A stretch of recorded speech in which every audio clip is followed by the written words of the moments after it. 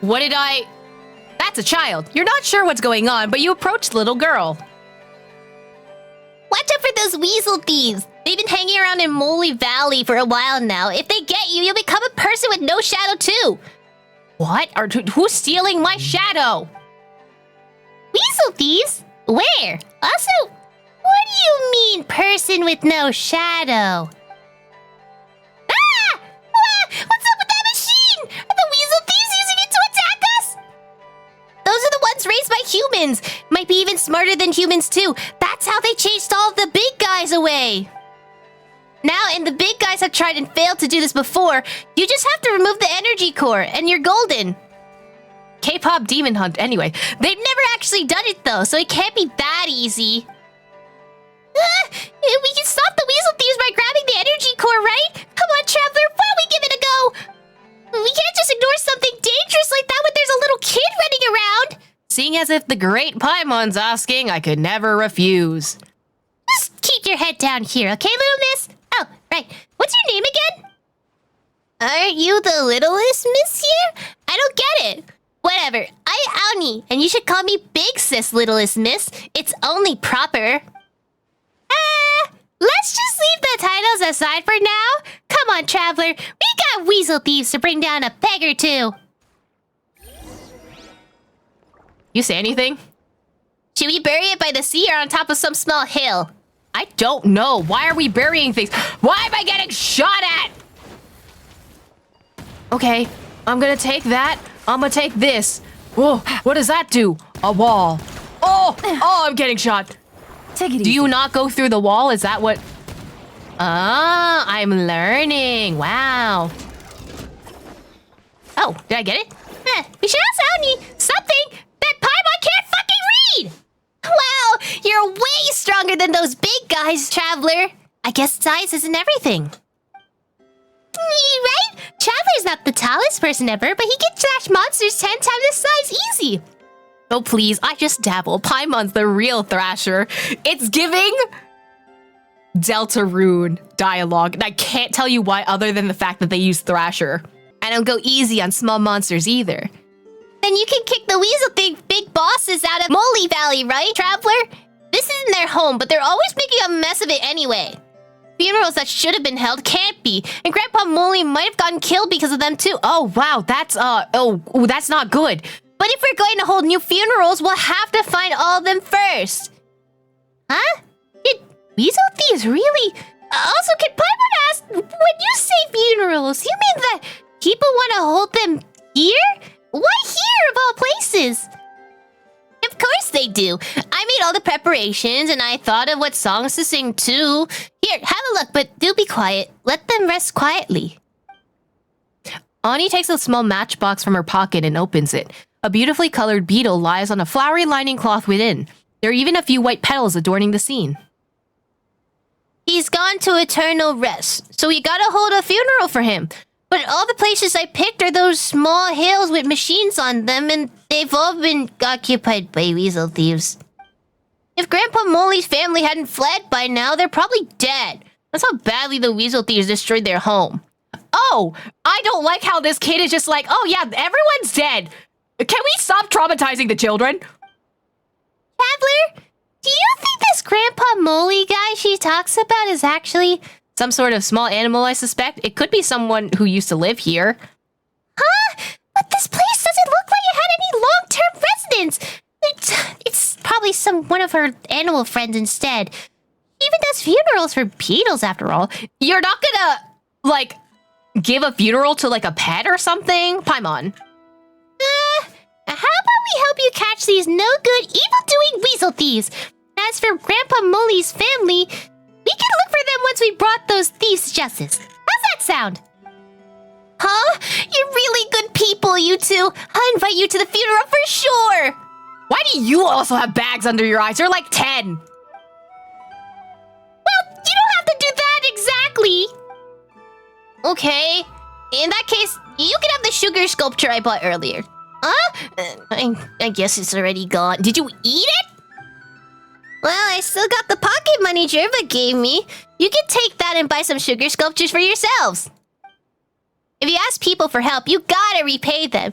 And you gotta say thanks. That's the right way to do things. Ah, Paimon, to think you would seize candy from the child and tiny hands of children! Hang on! What are you making Paimon out to be some kind of villain? Still, you're super polite for a little kid, Uni.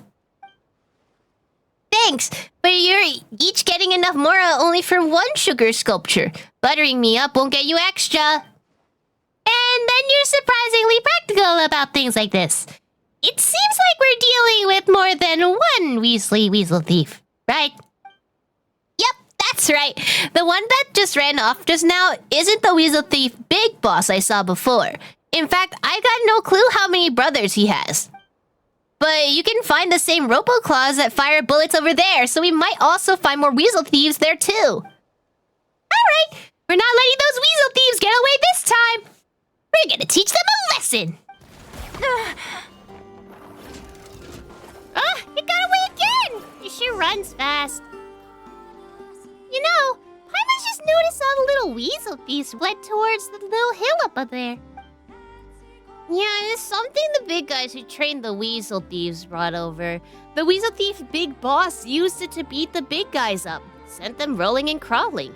A difficult scene to imagine. If only I'd be there at the time. I think it'd be funny just watching like 3 million weasels defeat one dude. Wait, you would have wanted to help?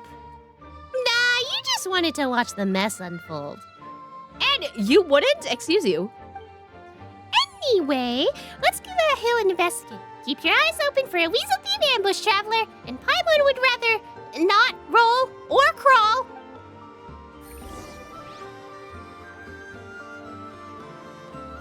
So it's moving. Okay. Okay, sure. Okay. So I just have the giant eye. You can't shoot me while I'm up here. You're just shooting yourself. Imagine this was a way that you could defeat it. That'd be so funny.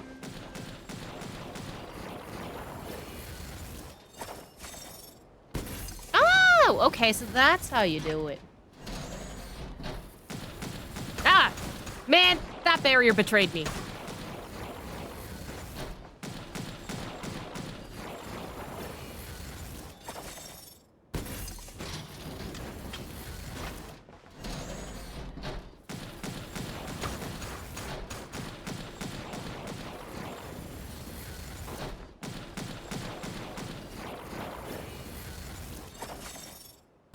There we go. Anyway, that's mine now. Alright, time to surrender. Well, so much for that. Huh? Seriously, they all ran? And in different directions, too. Traveler, Iuni, each of us get one. Don't let him get away this time. So, who am I getting? Can I put this down yet? Oh, I'm going this way. Hold on. I guess I'm leaving that there because I don't know where that goes. Watch, I need it later, and then she's like, well, why didn't you pick that up? I'm over here. Get over here.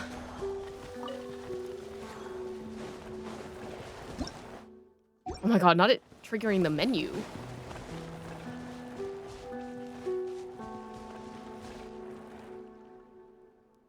I just need a moment to get ready, then I'll catch it for sure.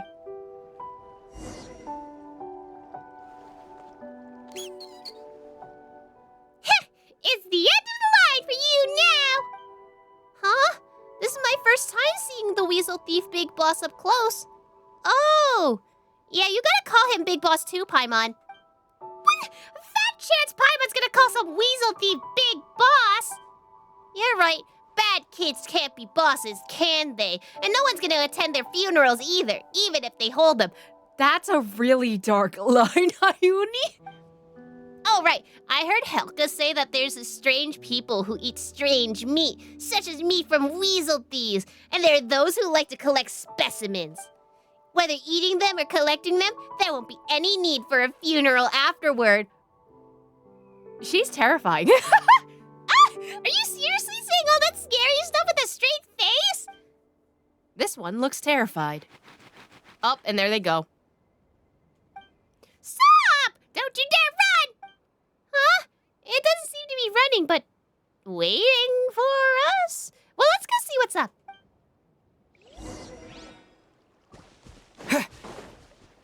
Hello, Weasel thieves. Locked. Maybe we'll find a way through if we break these rocks. It's another robot. Oh, I wonder if this is the inventor that died a few years back from one of the other quests. Traveler, shall we go in and take a look? Who knows what's inside, though? Hopefully not a trap.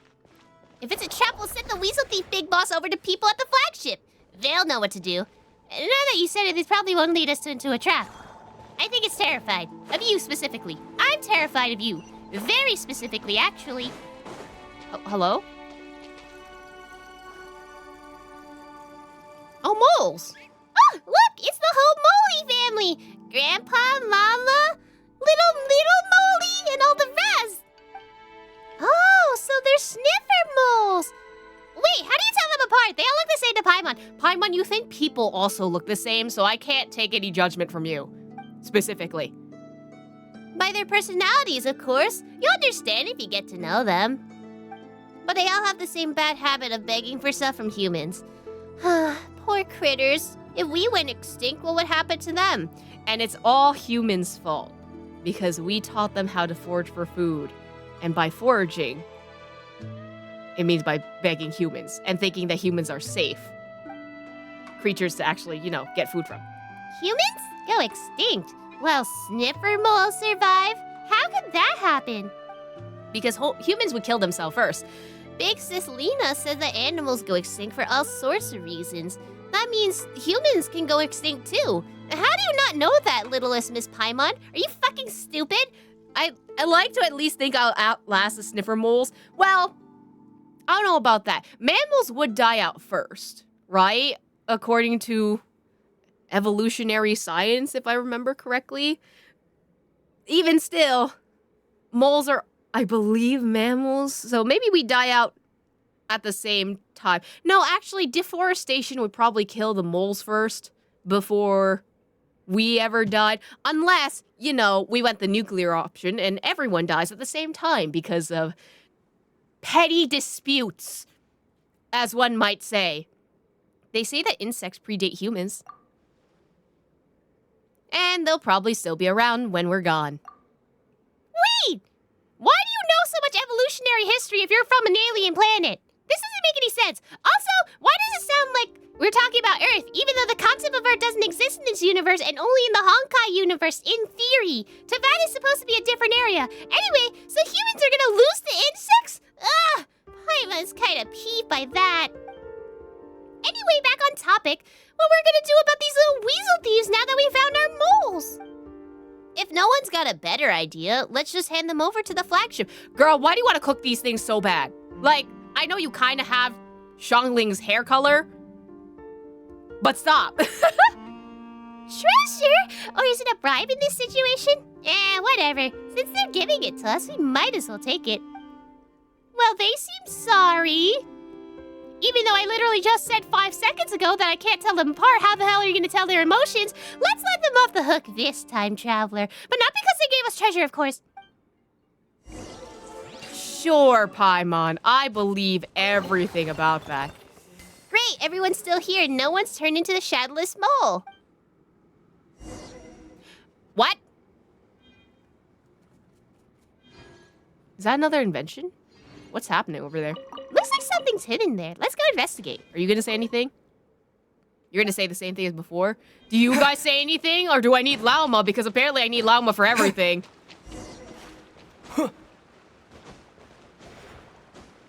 Little tea kettle here. That's cute.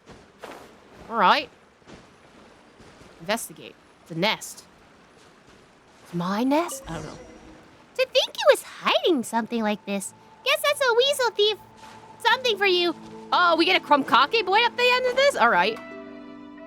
I'm guessing the weasel thief big bosses are trying to copy the big guys and make the Moley family their flunkies. But just like how those big guys fail, they probably didn't get their way either. Those weasels have messed up Moleyvalley, and now the Moley family are hiding in a hole somewhere. It's probably best not to expect too much from the moles. They relied on humans for that as well. Yeah, they're just sniffer moles. And it's not like the weasel thieves don't already have super dangerous weapons. Come to think of it, it's crazy that you even have those.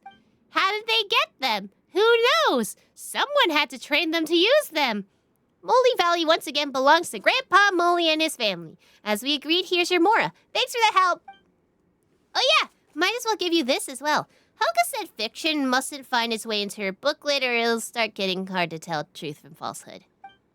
Even though in this universe, fiction is kind of how you preserve things in Irmisol, but okay. I'm not sure it matters. Even false things contain some truth, don't they? Depends on who you're talking to. Anyway, I'll see you around, Traveler, little Miss Paimon. I'll come find you again if the Weasel Thief Big Bosses try anything funny. Looks like our reputation's a growing, Traveler. Paimon really hopes those weasels don't try anything funny again. You take care, Uni.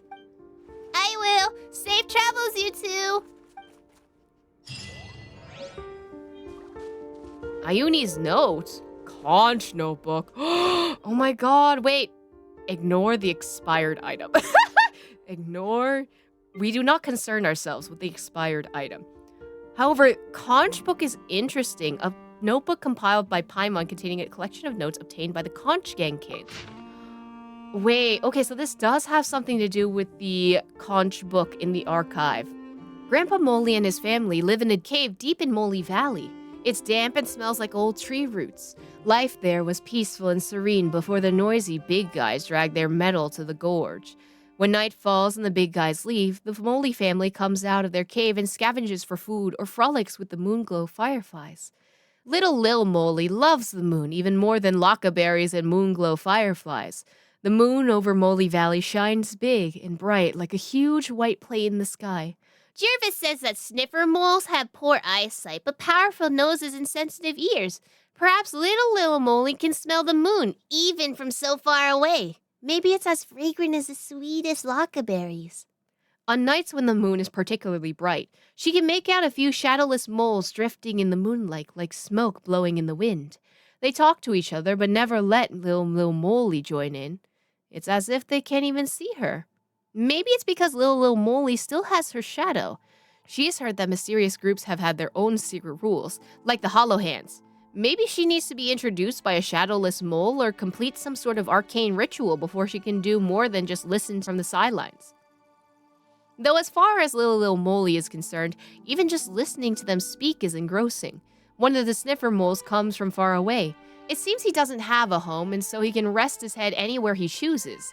He claims to have been to snow-capped mountains, passed through sandy deserts, climbed towering peaks, and walked along the bottom of deepest oceans. Do those places have fresh lockaberries? One of the local moles asks. As far as I know, they don't, but they have many other delicacies. Upon hearing his response, the local mole scrunched up his face. It appears he likes lockaberries quite a lot. Lil Moley loves lockaberries too, but she also wants to know if she'll like the other delicacies the shadowless mole mentioned. She left Moleyvalley once before going on her own adventure, burrowing into the soil for a long time to reach a place full of big guys. She went at night, and there was so much noise and so many lights that she could barely follow the direction of the moon. She smelled many smells there, though most of them were unpleasant. Eventually, she followed the familiar scent of lockaberries to a place piled high with fruit, including many types she'd never seen before. They smelled delicious. She hoped she might take some with her, just a few would do, but luck wasn't shining on her that day. Sometimes that's just how things are. When she returned to Moleyvalley, she found that everyone had been worried about her. They were shocked to hear she had traveled so far away. Wasn't life in Moleyvalley perfect? Why would she go anywhere else? So Lil Moley told them what she had heard from the shadowless moles. How could there be moles with no shadows? You must have been dreaming, her brother Lil Moley said in disbelief. He didn't approve of his little sister leaving the valley, and neither did anyone else. For them, after all, there could be no fruit in this world as delectable as fresh lockaberries. If she didn't see the shadowless moles the next time the moon shone bright, she would accept that this was all just a dream. After all, little Moley was perfectly content with life in Moleyvalley. But the next time that huge white plate rose in the sky, the shadowless moles rose with it, repeating their conversations from before. Since this was no dream, it must be guidance from the moon. Little Lil Moley was overjoyed. Beneath that radiant moon, she once again set out alone, leaving Moleyvalley behind, though this time she did not know when she would return, for who could say if she would find something even more scrumptious than fresh lockaberries in the snowy mountains, sandy deserts, or wherever else she might end up. Oh, right. So gotta hold that funeral. I wonder if I should invite the others from the Conch gang. Tell me about the Conch gang. Oh, would you like to join too? If you do, Jerva's the guy to ask. He'd be at Speranza. Though if there's gonna be a vote, Helka's not around right now. But that's fine. I'm sure Jerva will find a way. I'm pretty sure I'm too old to join the Conch gang because I'm an adult. About the sniffer moles. I guess they started picking up human habits from living alongside us for so long. Weasel thieves do this too, and so do the Saurians of Natland, or so I'm told. I'm not sure if it's a good thing or a bad thing, though. I mean, the Saurians are devolved versions of the dragons, so what are you a devolved version of, buddy? Big stretch. Maybe he's just perfect the way he is.